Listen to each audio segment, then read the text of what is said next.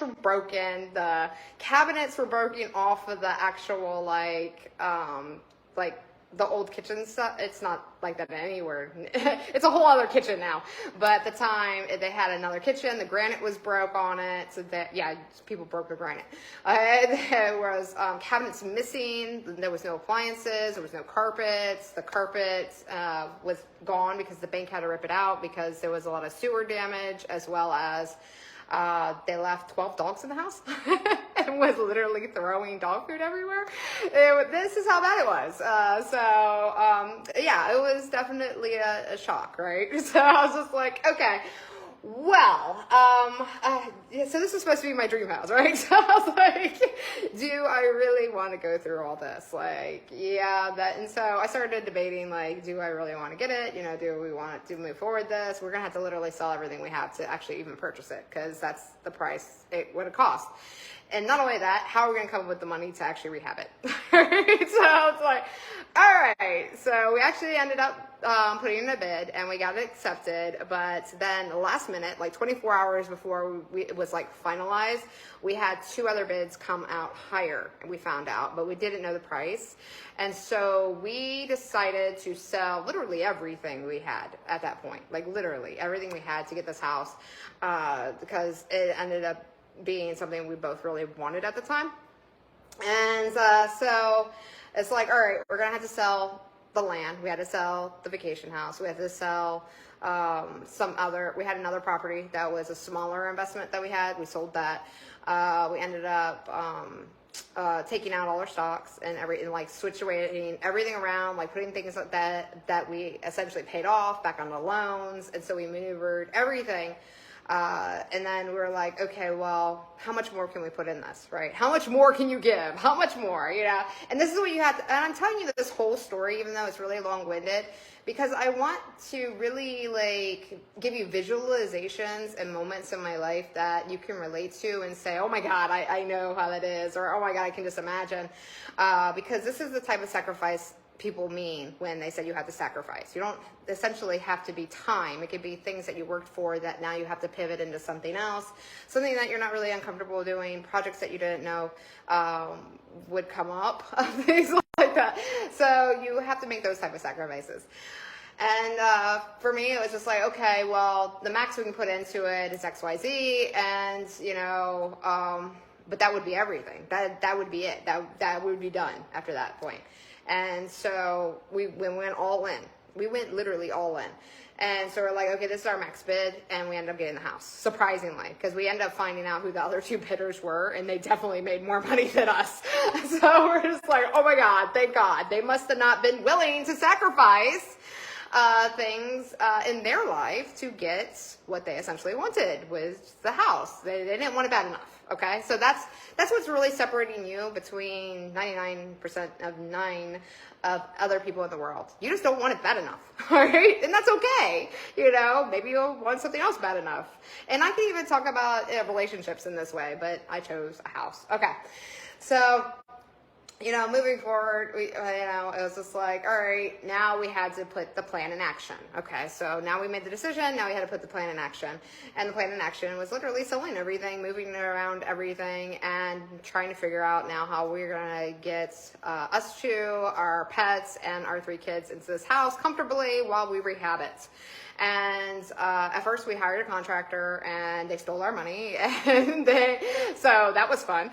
Not only that, but you know, we essentially could only live in 1 room in this whole house, and the heating wasn't working. A story of my life at that point, because our vacation home didn't have heat when we bought that either, but we didn't know until we were there in 20-degree weather. But again, a story of my life. Yeah, there's other instances and things I can pull on that, but anyhow. So moved in. There was a room back here in my corner that we lived in essentially for the first 8 months that we lived here. You know, it was just a whole bunch of mattresses on the ground and some clothing on a rack, and that's how we lived for like 8 months. And he actually was like moving over all of our loans, selling stuff and everything on our behalf while I was raising kids, pets, and rehabbing. So essentially 1 room at a time, the house got rehabbed. And still today, there is still plenty of work, just like any home, you know, it evolves and things that you have to make sacrifices in certain rooms to get other rooms up to par. And that's pretty much how it is, right? So essentially, you know, I end up getting my house, and even after all of that, because you can even say, okay, well, circumstances with, I just want to put this in here just because I know there's going to be some like objections, like self-injections, like, well, I have kids, well, I have pets, well, I don't know how to do X, Y, Z. It's like you can learn anything. Literally, you can literally learn anything, and you can learn the process of doing it, which is really nice. So I didn't know how to rehab a home. I didn't know how to do electricity. I didn't know how to clean grouts or clean bathrooms or take down drywall or put up drywall or like anything. Like I never had to do that before. Guess what? The process of wanting to get something done is stronger than not ever doing it. Like you have to just start it, like jump in the project, feet first, to head first, whatever. Like you have to jump in it to fully like adapt faster. You know how people say that, you know, they learn to swim by their parents throwing them in water? I do not recommend that. I would never do that to my kids, like ever in the lifetime of ever.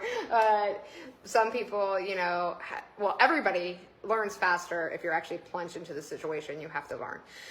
So that's how it was. I plunged into a situation I wasn't comfortable with, and I didn't have no idea what I was doing, so I had to learn quickly. That's pretty much how a lot of people are successful. They are faced with a task, they have no idea how they're going to get out of it, and they start just implementing everything until it works out. So that's pretty much it. That is your key to success.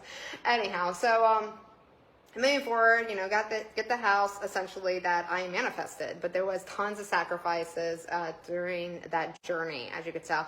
And like I said, I do want to throw in an objection here too, because like I was saying, the learning thing, the kids thing, the pets thing. I had 3 kids. They were all under the age. Let's see, there were 4, 6, and 8 at the time we moved in here. You know, we ended up having to transform our whole life, like moving, obviously, like a lot of people do.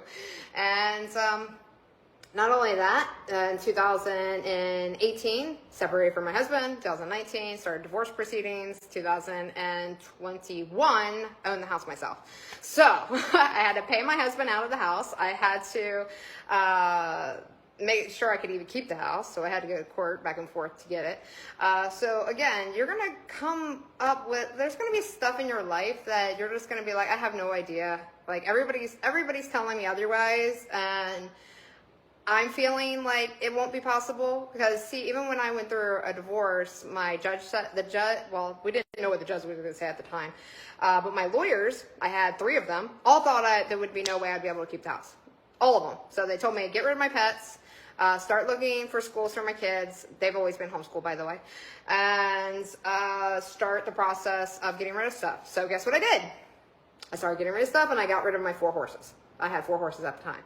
Absolutely devastated me. So, because it was such a quick life change to be like, okay, 1 year, like everything seems to be smooth and like on the right track. To the next year, be like, what the heck am I doing? I am listening to people that should be knowledgeable, maybe. And then you start looking at their life as well as their financial things, and you're like, wait, they have a totally different life. So don't compare yourself to anybody, by the way, guys, because your situation is always going to be different from the next person. Never compare yourself to another person. All right, so anyhow, ended up keeping my house. I fought for it myself in court, and I got to keep it, paid off my husband, ex-husband now. And yeah, so it is my home. So again, and it wasn't like to impress anybody. It was all for me and my family, and essentially my kids and my pets and all that, and what I wanted to do with my life. So you know, you have to like hold on to that vision so strongly that even when those challenges come, that you are going to find a way to overcome them. All right, that was the point of throwing in, you know, any other objections I could think of that somebody's going to say on this video. All right, so other than that, so I am an only parent at this point, raising 3 kids, all teenagers now, and I've got 4 pets, and I've got a massive property and a big house, and it's possible. All right, so again, don't let your friends or